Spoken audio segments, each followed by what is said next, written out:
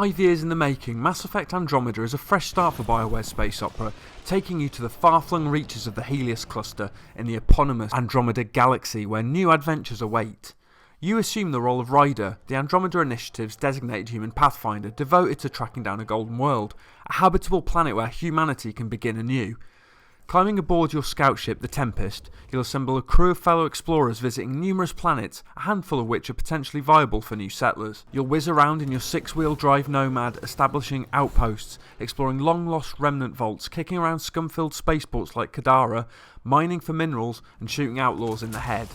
Oh, and you can always find time for a quick dance too, obviously. It wouldn't be Mass Effect without a bit of bad dancing.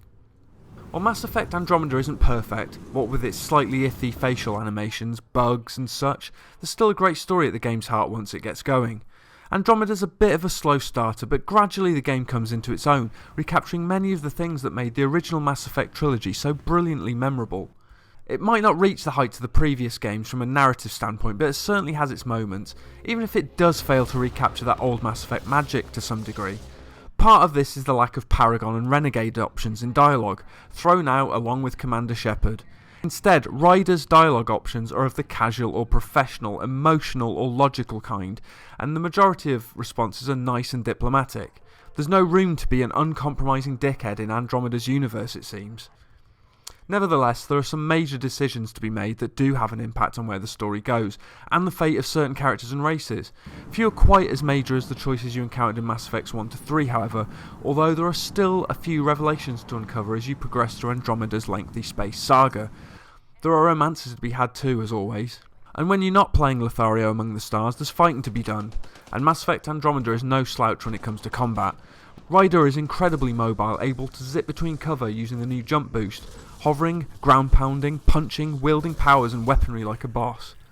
Sure, the power wheel has been eschewed in favour of watered down squad commands and hotkeyed abilities, but you can always swap powers and profiles on the fly to mix things up a bit.